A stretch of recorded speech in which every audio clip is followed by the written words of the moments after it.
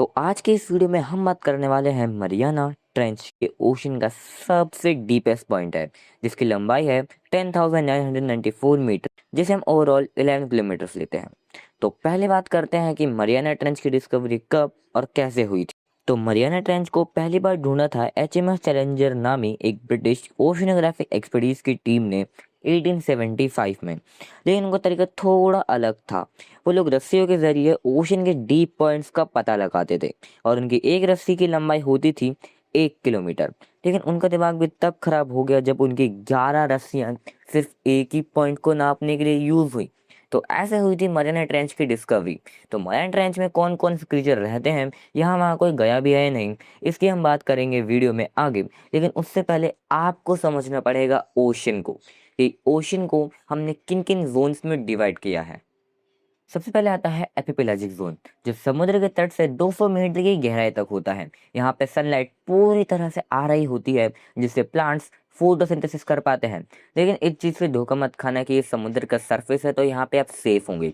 यहाँ आपको मिलेंगी शार्क्स, जैसे ग्रेट वाइट और टाइगर शार्क्स, जो एक इंसान को कच्चा चबाने के लिए काफ़ी है। तो अब चलते हैं हम 200 मीटर से नीचे, जिसे हम कहते हैं मेसोपेलाजिक जोन। ये एक ऐसी जगह है जहाँ फोटोसिंथेसिस करने वाले प्लांट्स थोड़े कम पाए जाते हैं, क्योंकि यहाँ पे सनलाइट अच्छी तरह से पहुँचती नहीं है।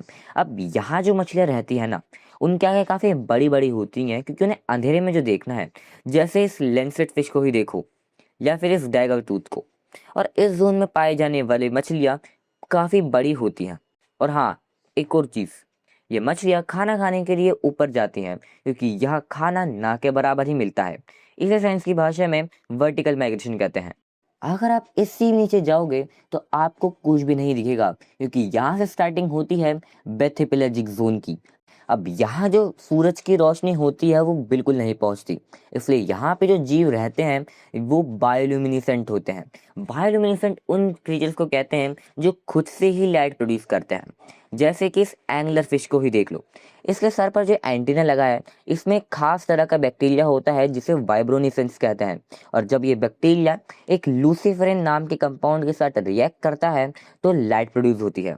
अब 4000 मीटर से नीचे चलें तो यहाँ से स्टार्ट होता है एबेसल जोन। अब यहाँ जो क्रीचर्स होते हैं वो ब्लाइंड होते हैं, क्योंकि यार यहाँ पहले ही कुछ नहीं दिखता तो आंखों का क्या काम है। यहाँ के जीव साउंड पर निर्भर होते हैं, और यहाँ का प्रेशर जो है वो सरफेस के कंपैरिजन में 600 गुना ज़्यादा होता है। मतलब आपको पता भी नहीं चलेगा और आपकी बॉडी के चिथड़े चिथड़ उड़ जाए।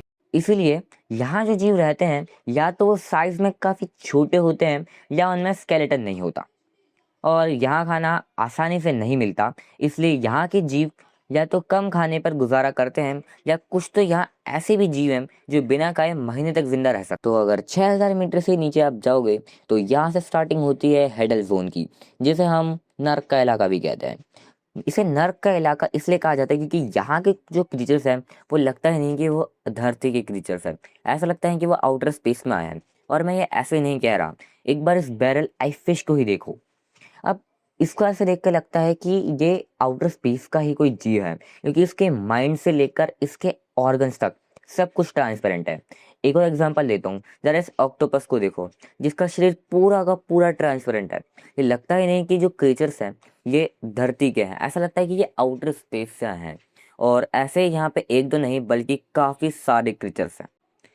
तो अब बात करते हैं उस सवाल की जिसका वीडियो की स्टार्टिंग से इंतजार कर रहे थे, कि यार मरियाना ट्रेंच में कोई जा भी पाया है या नहीं।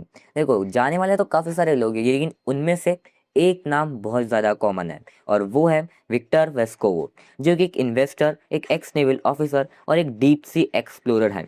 इन्होंने मरियाना ट्रेंच में काफ़ी सारे डाइव्स किए, लाइक 27 के आसपास इन्होंने डाइव्स किए हैं। लेकिन आप भी जानकर भी ये शौक होंगे कि इन्होंने भी सरफेस को टच नहीं किया।